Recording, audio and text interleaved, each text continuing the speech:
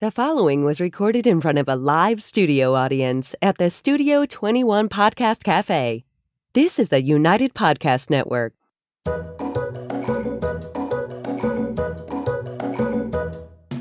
Welcome to the Quirky Dog Podcast, inspired by some of the quirkiest dogs you can ever imagine and the owners who love them. This podcast is brought to you by the quirky couple themselves, Scott and Jess Williams. Their aim is to educate and entertain. Here's Scott and Jess. Hi, guys, and happy Wednesday. We are coming to you live here from Two Guys Smoke Shop in Salem, New Hampshire, and we are going to talk about stepping up for your dog today. This is our last podcast in February, and next week's podcast, we're going to have our second episode on of our series, How to Raise a High Drive Puppy, Part 2, and we're going to welcome Noelle Nasca back. We're excited about that. And it's like 70 today. Yeah, unbelievable. Yeah. Yesterday was 28. Today it's 70 degrees. And it's supposed to be like a huge snowstorm on Friday. But we're going to take it today. We're going to love it today. And we're going to feel it today. First, we're going to do the quirky tip of the day. And? Perfect. What is that? Scott hasn't even cut his cigar. We're a little behind the times today.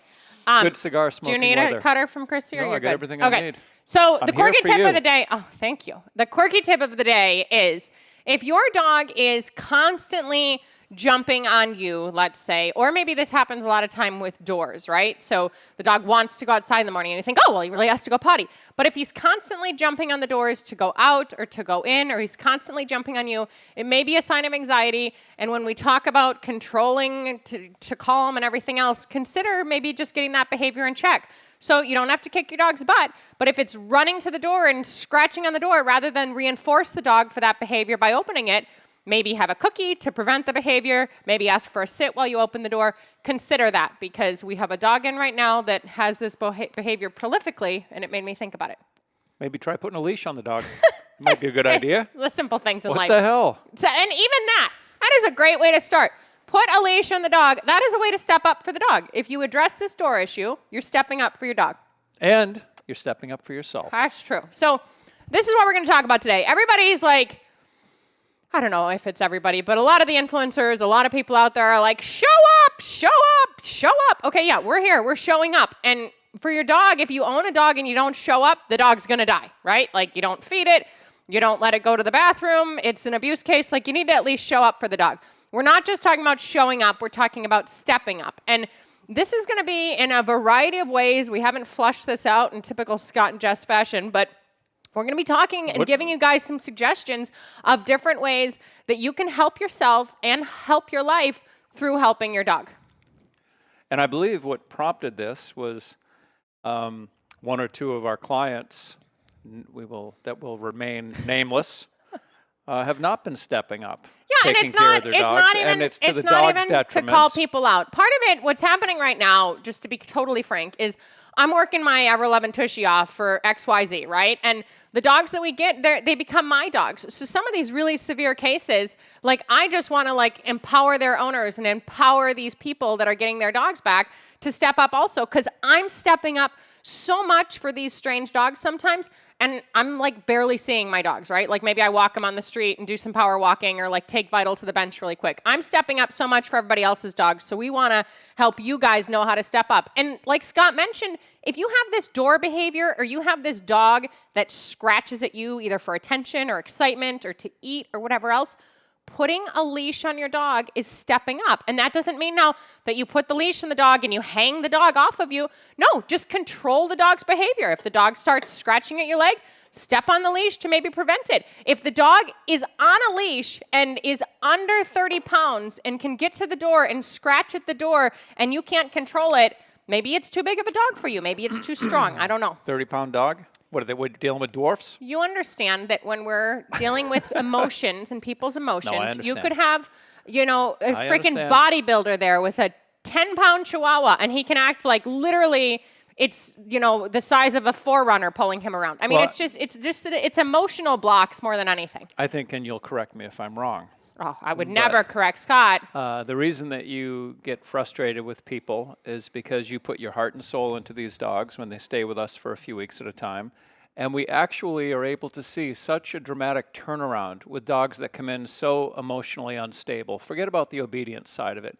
Yes, they all get better with the obedience, but they become calmer, more stable, more natural living in the world with us. And it takes a tremendous amount of work, and it's heartbreaking to see the dog, more so for Jess than me, because I can just let go. When that dog leaves, I'm thinking of new dogs coming in. Jess thinks about the dogs that left. He's thinking of drawing, really, when the dog leaves. Yeah, I'm drawing pictures, not new dogs little stick coming figures, in. Yeah, he's thinking crayons. of art, if we're going to be honest. And if the people don't do their follow-up classes, if they don't maintain maybe the crate routine that we've established, the dogs backslide very quickly. Yeah. It's like within a week, they can be complete messes And what again. we're seeing is it's to the dog's detriment, right? Like autoimmune stuff is popping back up. Dogs may be itching more, a loose stool, runny eyes, a bunch of stuff can pop up. And this isn't even so much about our clients, and I'm not trying to make... Do I always say conflict or controversy wrong when I talk about it with us? You say conflict. Yeah, inappropriately. I always say I'm not trying to make conflict with us, or it's controversy. I don't know, whatever. But it's not that I'm trying to make an issue with Scott and I. But this is within our own house too, right? So this is not even so much about our clients. Scott's dog, Jimmy, is very reactive when I let other dogs out. Very reactive. Great dog. We love him dearly. When he had his freaking avocado pit stuck in his stomach years ago, I walked into the office and I'm like, we own 10 dogs. This one's our favorite. Save him. Like, we love Jimmy. He's awesome. But he's a lot. So when we rotate other dogs, if we just let him do whatever he wanted, which would probably be in his crate and spin and bark, it would create chaos for him, chaos for us, chaos for everything. So Jimmy is on his bed and he has a toy in his mouth most of the time. If he drops his toy or something else and he barks, that's when I would say to Scott, hey, can you tell Jimmy to relax, or can you give him the toy or something else? So it's stepping up in little ways too. It's not making these big changes. It's if you have certain door behavior for your dog and you haven't done it in a while, maybe go back and see what your baseline of that behavior is. If you step up in the smallest way, it makes you feel better. And I think, do you have anything to respond about that? I was just trying not to make this all about our clients. Well, it may not make you feel better in the short term, but it'll make you feel better in the long term. And I don't even think that that's true, because I was going to go back to how dog training makes you more present. No, I mean, I think that's how you and I both really enjoyed dog training, is that if you weren't in the moment, you definitely weren't getting the most optimal results out of the training session. And the dogs know if you're not in the moment. Like, you cannot be scrolling on your phone or having a serious conversation with a coworker or doing something and training a dog. It's not possible.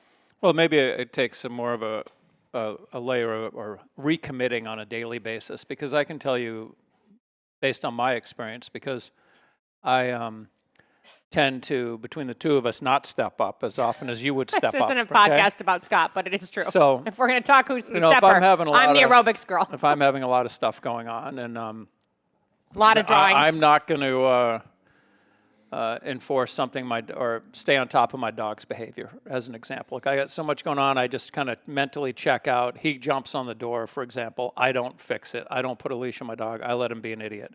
It's to his detriment. He's getting worse. He's getting more worked up. I'm not being responsible and being emotionally mature and saying, it doesn't matter how I feel today. I'm responsible for this dog. He needs to act a certain way. I need to just take care of it. But in a certain vein, isn't that by you stepping up and making that choice for your dog, it does make you feel better in a sense as well?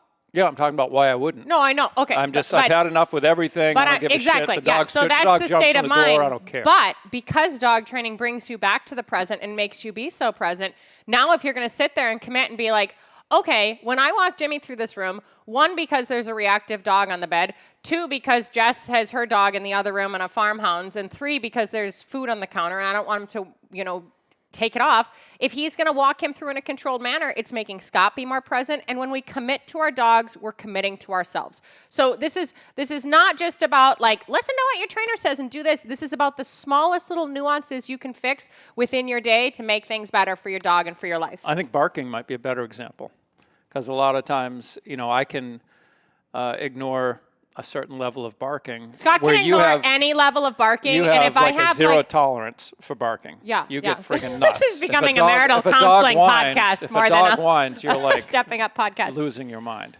And that is only because I have so many dogs to keep quiet or so much energy to deal with or something else. And it's funny because like really our situation is unique. It truly is. Like when we were living in our dog training facility, we would have easily 30 dogs there at a time. Like that was a common occurrence. And Scott used to love and revel in the fact that if he was doing a class for somebody else, I could walk, I'd say 40% of them easily off leash, in and out, no equipment, didn't have to be our dogs. The dogs just listened to me. And clients thought that was like astounding, right? Like, oh my gosh, like how does that happen? How do the dogs listen to her? It's because of the relationship I'm establishing with these dogs, right? I'm immediately going for boundaries. I'm immediately going for no noise. I'm immediately going for everything else. But then our peace of mind, being able to live in a dog training facility with 30 dogs, gets much easier. So to me, yes, there's a zero tolerance policy, but it's because all the stress will escalate if you don't deal with it from the very, very get-go. Yeah, and I would say if you're married to a Jess, you may not have to worry about it as much, but most of us are not. And this is the difference, and this is why we want to kind of inspire you guys, is that we have a lot of balls up in the air with animals, our lives. We have raised the end of Scott's 3 kids' lives. They're, his youngest is graduating from college right now. We've had a lot to deal with. His mother, keep it quirky, Rink. His mother, had cancer this past decade. Like we've had a lot of things to keep up in the air and a lot of balls to deal with.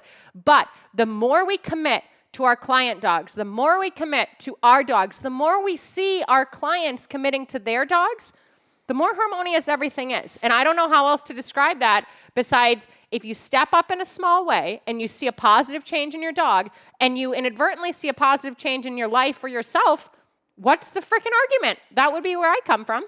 No, it does make the world seem less hopeless. I will give you that. I will give you that. From the New England malcontent. No, but if none of the clients were having success, if the dogs went home and they all fell apart, it would just seem like, what's the point? Why are we even doing this? Yeah. And luckily and fortunately, that is not the case. It's not the norm at all. Most of our clients are very happy, and those dogs wind up going off into the sunset, and they maintain a level of control and a level of harmony in the house that they find acceptable and that we are very happy to hear about. And that we're proud of. And if we want to see that dog back for boarding or something, they're welcome. Yeah, that dog's a nice dog. You can come to our house anytime. All right, we're going to go to break really quick, and when we get back, we're going to talk more about stepping. Does your dog lack self-control? Are you looking for some answers? Would you like your dog to be calmer? Does your dog lack confidence? Canine Mind Shift. Enroll in a free course today.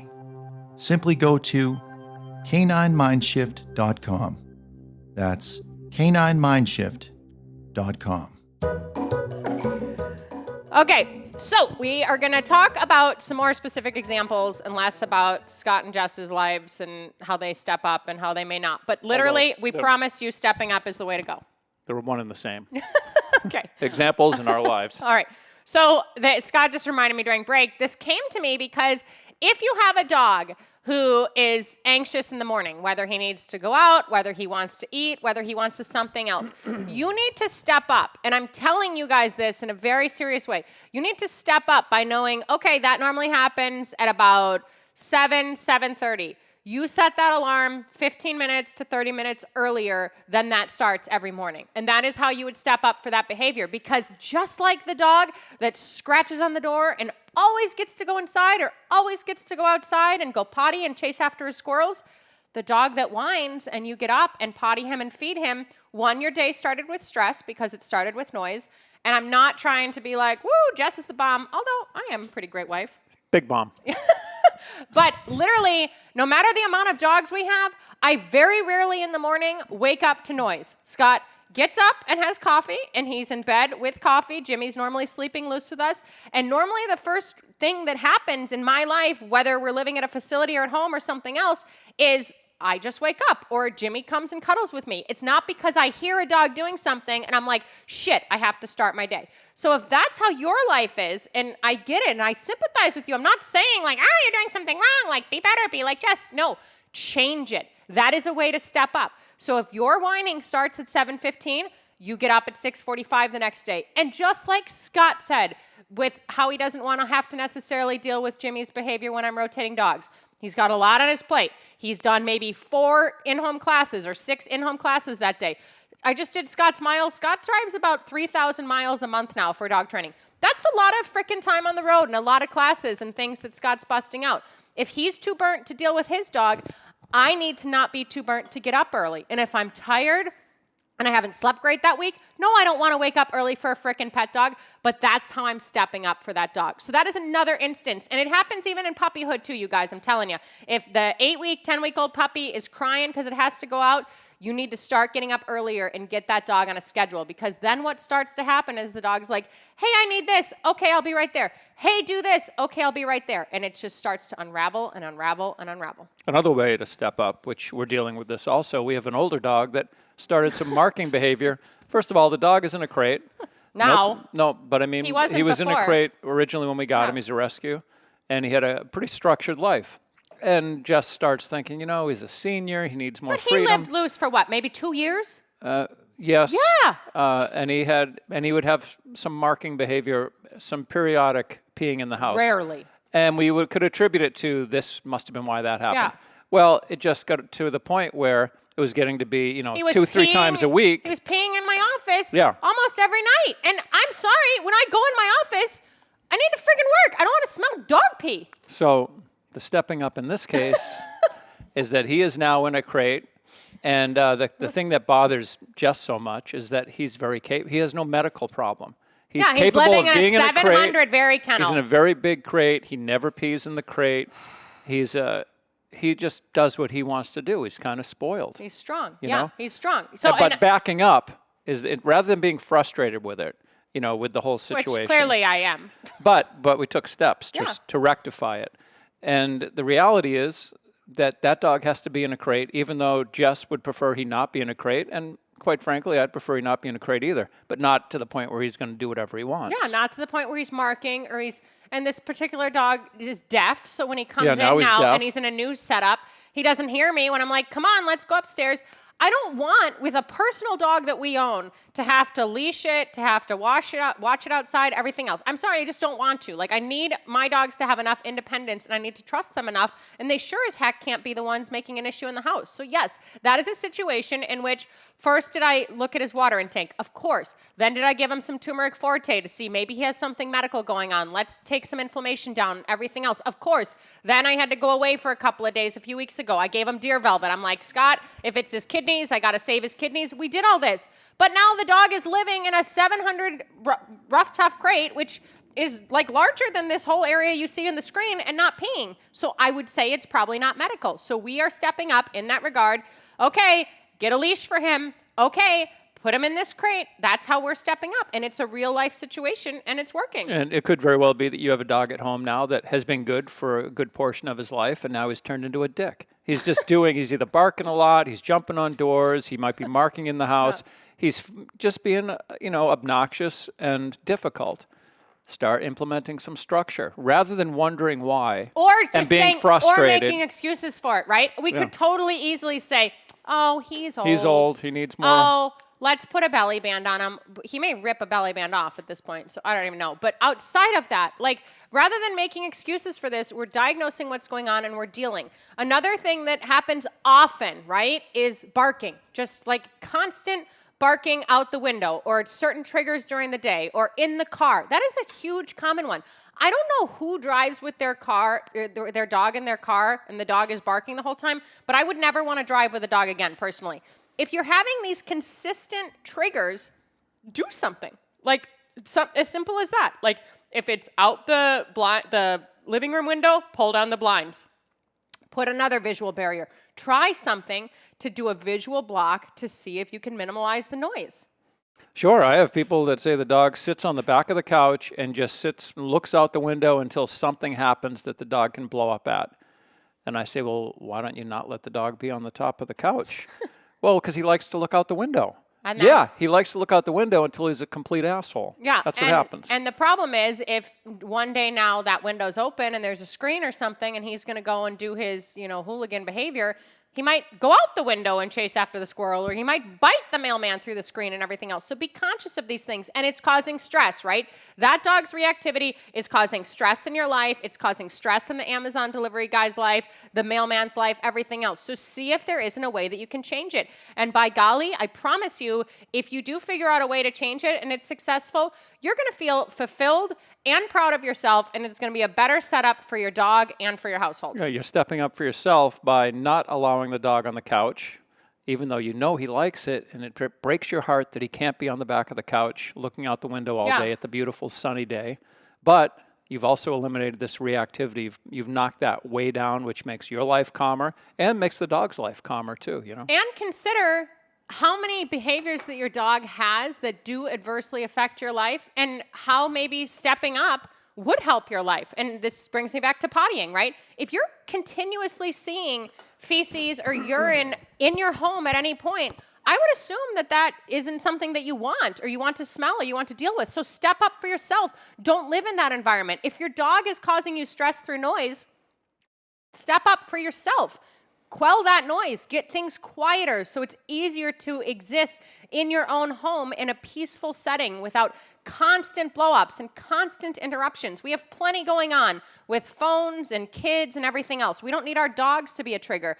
And even farther, to expound on that a little more, what about people coming over? How often do we hear we can't have people over? Yeah, all the time. That's a common thing. All the time. If you cannot have people into your home, like, I'm sorry, we have our clients into our home, friends, family. Like, I don't care who you are. You want to come to our house? Come on over. We want to have Chrissy over for dinner. We keep inviting Chrissy. We're all just too busy to freaking deal with it. I should say, first of all, if you live in New England, it's a non-issue because nobody wants to have anybody else over. In New England. Yeah, you're nice, but stay in your house. Chrissy's I'll stay in my house. Chrissy's from Australia, so she's friendly enough that she'll drive from another state to come and see us. But literally, like, we're fine, you people. Like, come to our home. We have nothing to hide. Our dogs are perfectly behaved. Give us 10 minutes of a warning, and we're all set. There are so many people out there that live in homes way nicer than ours, and I'm not saying that out of jealousy. I'm just saying that factually. Like, if you live in a multi-million-dollar home and you can't even have freaking people over because your dog's behavior, that's upsetting. You would be stepping up for yourself if you're able to have people over. Even if you put your dog in daycare once a week and had your girlfriend over for coffee, that is a way that you're stepping up for your own life. And it's so easy to say, I can't call her for coffee because the dog won't behave, or I can't go to yoga because I have this, or I can't do that because of this. It's so easy for us to make excuses in our life, right? Especially in 2022. There's excuse after excuse after excuse of why it's not going to happen. But excuses aren't helping you step up. So realize what you're saying, these behavior patterns, these speech patterns that you're always repeating, that you're always telling yourselves, what is the narrative? And then think, how can I change it? And this isn't, again, a big, like, life-altering thing. Your dog goes to daycare once a week so you can have coffee with your girlfriend. No, you didn't pay for a boot camp and everything wasn't, like, so much better exponentially in your life. However, it was one little area that you committed to and that helped. Well, a lot of this stuff is just management. It's not even obedience training. But it's still stepping up. Management alone is stepping up right now. Of course. But, I mean, it's just a matter of you just physically changing situations in the house, not paying to have trainers there, not doing homework, not trying to create behaviors, just stopping behaviors from happening by being proactive on the front end a little bit. Yeah, you know? And that is even, like we talk about the visual blocks for noise. If you have a dog that is triggered by sound, maybe a truck goes by and that's a constant trigger, something else, put some noise diffusing music on, right? Like right now in my office, Pandora Bob Marley is playing on the desktop, and in the kitchen, Bob Marley Spotify is playing in the kitchen. So that's how we left the home, and that's fine. We have a dog in grooming, we have a dog in the car, like whatever. It doesn't matter the logistics, but we use noise diffusion, if you will, a lot. What does that do? It allows the dogs not to be hypersensitive to what they're hearing outside of our house when we're not home. And it also allows the dogs to just not be blowing up if someone happens to knock on the door or something else. It helps keep the calm because energy builds. So you don't just start from nothing, quiet, waking up in the morning to like chaos. It's a little bit of whining and then a little bit of barking and then two dogs howling and then all of a sudden this blow up and all of a sudden it's chaos and you have freaking 10 dogs losing it. That happens in many places. That happens in many professional dog training places. That's not how I choose to live or how I want the dogs that I own or I'm caring for to be feeling. So just think of that, a little food for thought. Management is stepping up. Yeah, I got nothing to add to that. All right, let's talk about exercise real quick, and then we are going to see you guys next week. We're going to move into March. March is a big month. We got our anniversary, your birthday, so many things. Got a ton of dogs to train, too. And I'm looking forward to it. It'll be really hard for Scott while he's doing his 3,000 miles on the road. Okay. I'll bring him with me. So this is the point. Even if it's exercise, and this is not an obesity podcast, I don't care. But exercise alone is not only beneficial to you, but it's beneficial to your dog. If your dog is old and your dog is fat or your dog is not trained, these are all excuses, and try to just knock those off one at a time and try to figure out what to do. Exercise for a dog who gets absolutely zero exercise right now would be putting him on a leash and bringing him to the mailbox to get your mail and coming back home. Gigi, our Pomeranian, she was in congestive heart failure in October. She probably just has heart disease right now, but she needs to move enough to keep her heart pumping and going and those medicines to work. Her exercise is literally going from my office to go outside, and she runs around. She lives in an extra large, rough, tough kennel right now, so she runs around in an extra large kennel. That's the extent of her exercise, and I wouldn't push her more than that. I'm not saying go out and buy a treadmill, go out and do something. Just enhance your dog's exercise routine. Maybe this much. What could you do to just change things a little bit? You don't have to go for a big run, but dogs that get out and about and move their bodies, similar to people who get out and about and move their bodies, are just going to feel better. Yeah. Yeah, the activity helps. And we're seeing it now, like the snow is melting. Granted, it's probably coming back on Friday. We're bringing the dogs back out to be able to play ball again because they're not going to slip and, pull a ligament and everything else. And not only is the sun creating joy for us and the warm weather and everything else, but the activity in our dogs, they're like, thank you, finally. Like we're doing it again. We're not just running through snow when it's safe. So exercise is another way to step up. Yeah. Do you have any closing thoughts on stepping up? No, I think that you will feel better by just doing something and stopping the chaos in the house. Yeah. And your dog will feel better for it, too. The dog will feel like, oh, I guess someone is in charge. I thought I was running the show. And just committing. Committing to your dog is committing to yourself. I don't know how else to say it, And so often we feel like, oh, we're committing by getting him a better brand of food or enrolling him in this class or doing this activity with them or bringing him to this groomer and putting this bow in his hair. And yes, in a sense, you are committing, but that's also just showing up for your dog, right? Yeah, we need to step up for the dogs. Stepping up doesn't cost a dime. That's true. Nothing we talked about today costs money. Yeah. This is all about action. Mm-hmm. And it's much easier to throw money at problems than actually doing work. Yeah. But this is something that is doing a little bit of work. And if you don't have money, do the work. And if you do have money, sometimes you're just postponing. But you still have to do the work. Yeah, and that's you still got to do the work. Like if a nanny walks into, we used to have a facility, but if a nanny is there for Scott's dog training appointment and has a credit card ready to go, Scott doesn't take that dog as a client. Like there's zero chance. Like there is no way that we're not going to be talking with the owners, meeting the owners, knowing where their headspace is, because it's a collaborative effort, folks. It's not just give us money and we'll do the best we can. We care about these animals, and we know you guys care about these animals also. So we want the best for you and for them. Can I tell a quick nanny story? Very quickly. I had a guy come in. I had refused to, I'd made the mistake early on in the dog training business of working with a nanny.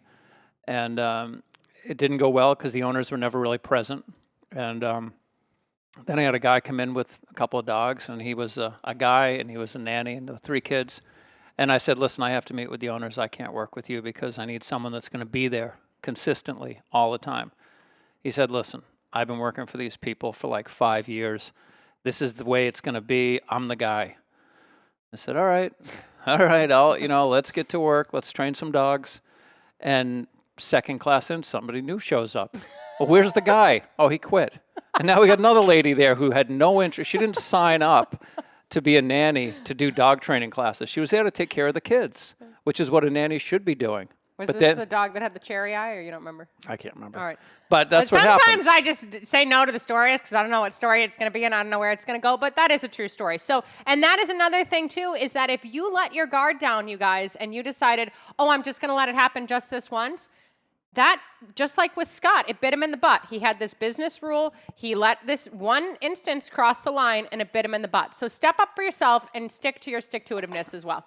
Are we done? Yeah, stick-to-itiveness is very important. All right, we'll see you guys next week. Happy 70-degree day in Maine. I don't know what your weather's like, but we're loving it. And we got Noelle next week. Can't wait. Keep it quirky. The views and opinions expressed by the hosts, guests, or callers of this program do not necessarily reflect the opinions of the Studio 21 Podcast Cafe, the United Podcast Network, its partners, or affiliates.